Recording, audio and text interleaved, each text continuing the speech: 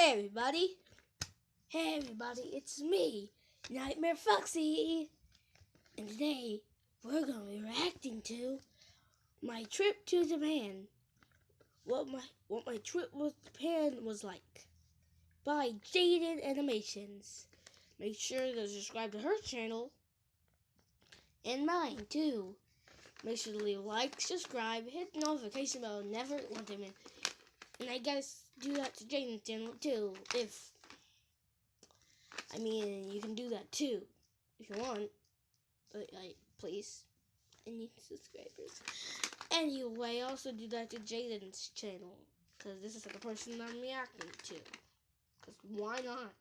And my friend's channel, Foxy Boy 918. And basically, I don't know what happened to my voice. Basically, we're going to be reacting to this, and let's do this. In October, I went on the first vacation I've been on with my family in years. My dad works super hard all the time, so normally it would be either my brother, mom, and me, or just me and my mom, and even those vacations became pretty sparse. It's been over 10 years since we've all had a family vacation, and all of a sudden we have a week to be squished together in a foreign country. So how'd this one go? Day one. We arrived at the Tokyo airport after a nice and easy 11-hour flight and got off the plane like, wow, I can't believe we finally made it. We've been planning and looking forward to this trip for almost a year, and it's finally happening. How do we get out of here? We walked around the airport for 2 hours trying to figure out what we had to do, which train we had to get. We lost Dad for like half an hour in the sea of Asians. I'd already expected the worst and thought he was dead. But no worries, turns out he wasn't taken out by the Japanese mafia. My mom had to get train tickets and he had to take care of the luggage, so we split up and planned to meet at a ticket counter. But little did we know there were two of them on opposite ends of the floor, and as the stereotype goes, they looked exactly the same. So my parents were just grumbling and waiting for each other to show up at the opposite ticket stand with no method of communication because we didn't have Wi-Fi yet. After figuring that out and getting to the Tokyo station, we had to use the subway to get to our hotel. None of us grew up in the city, and using the subway was new to us, so we had to look at the train station map to see what to do, and is this the Windows 98 pipe screensaver?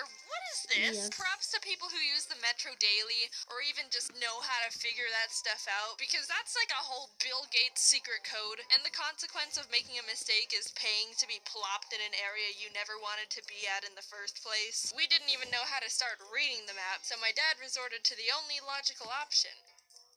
Do you speak English? Do you speak English? Konnichiwa. Please, help us. 英語話せるわけねえじゃねえか、外人のバカ。迷子になれ。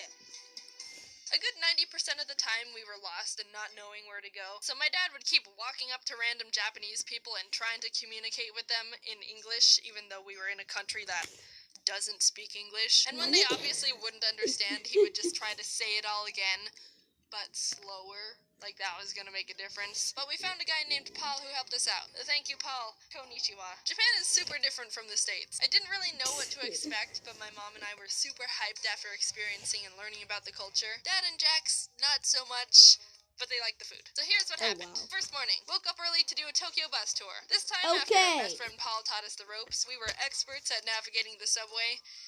We got on the wrong train. We stopped at a cafe for breakfast, and it was at that point where I realized I wasn't going to be able to use the image translation app I downloaded to try and make communication easier while we were there. It would have been super awesome to just hover the camera over the Japanese symbols and have the phone immediately be like, hey, this is what this says. But it wasn't working the way I thought it would. I don't speak Japanese, but I'm pretty sure they weren't selling a surprised egg topped with the first time in fabric. His wife. I don't think that's a thing. Who married an egg and why is she so surprised? The tour was fun. We went to a forest with some shrines, saw some sumo wrestlers, went up the Tokyo Tower. Pretty cool Asian stuff. Second day, we walked on Japan's big famous crosswalk that looks like the B-movie's traffic system. Pressed F for the dog that waited 9 years for his dead owner to return from the train station. I love you, Hachiko. Went to a hedgehog cafe. Got on the wrong train. Mega Donuki! Spent way too much money at the Pokemon Center. Won nothing at a big arcade. And then collapsed into bed. I should probably slow things down a bit so you can really take in. Day whatever! Wrong train! Okay. Race triangles! Tiny banana snack! My brother said it tasted weird. Walking tour! Oh god, my legs hurt! More noodles! Went to sleep.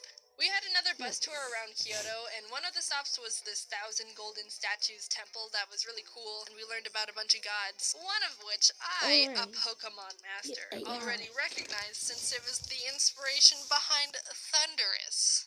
Yeah.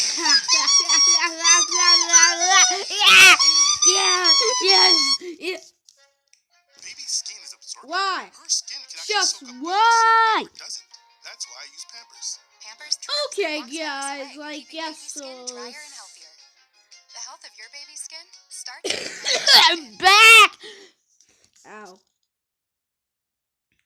Another one of the stops on the bus tour was this temple called Kiyomizu-dera. And there's a whole backstory to this place where some people would do this thing called taking the plunge, which was seen as a bold and desperate, extreme wish-making act. So it's simple. What you do is jump off the 43-foot temple balcony and not die. That's literally it. I'm not joking. In the Edo period, people believed that if they put their lives in the hands of Kannon, the god of mercy, you'd be granted a wish, given you don't die, because he doesn't give wishes to corpses. During that time, 200 people jumped, and 85% of them survived, which I'd say is actually a pretty good ratio. One woman apparently even jumped twice. Hey, my wish didn't come true. Well, I guess I jump again. Well, they don't let you do that anymore. Which I think is fair, I guess. Anyway, that wasn't even where I was going with that place. There's this little shrine area at the foot of the temple with 3 waterfalls, each representing either longer life, wisdom, or love. And if you drink from one of them, it's believed that you'd be granted that particular category in life. But you only get one drink.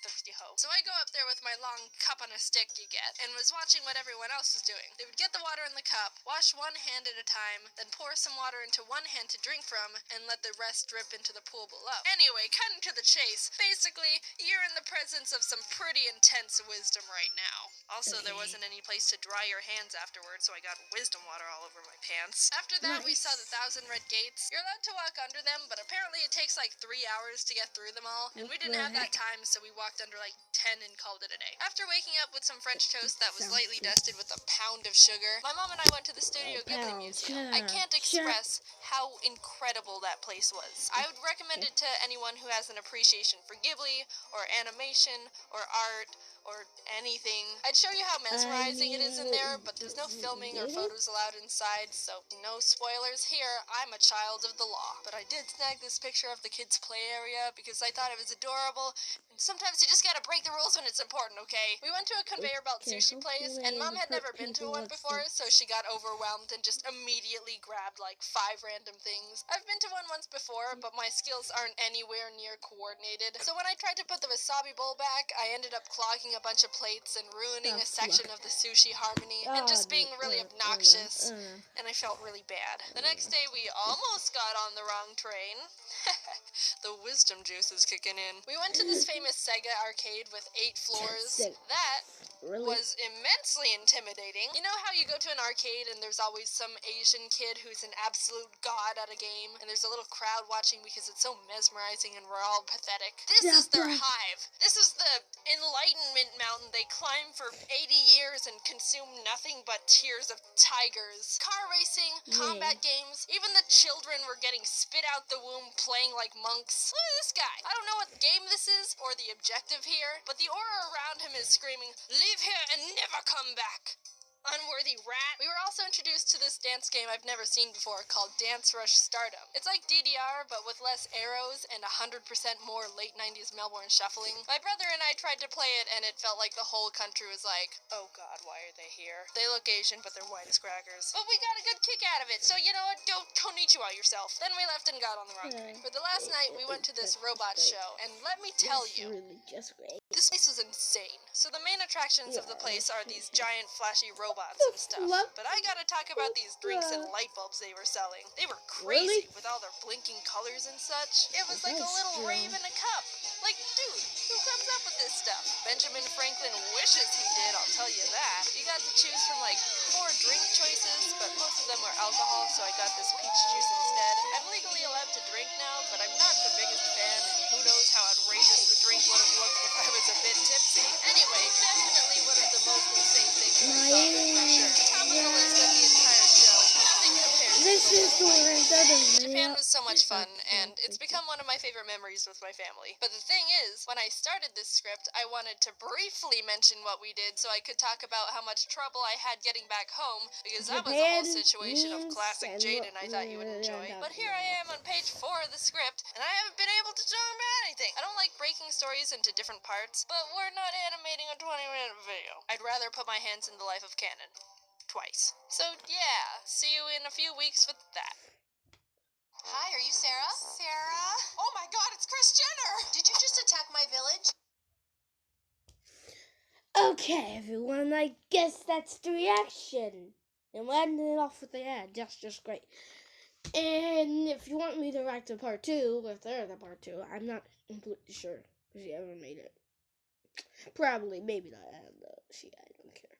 But anyway, if there's a part 2 and if you want me to react to part 2, go ahead and subscribe and hit the notification bell.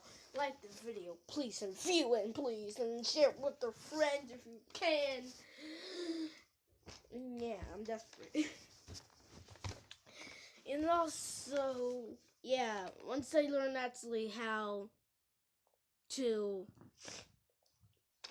once I learn how to actually, put links in descriptions, then I'll do it. Yeah. But soon when I learn how to do that, I will put other channels like this video and my friend's channel. And soon we're gonna do a collab.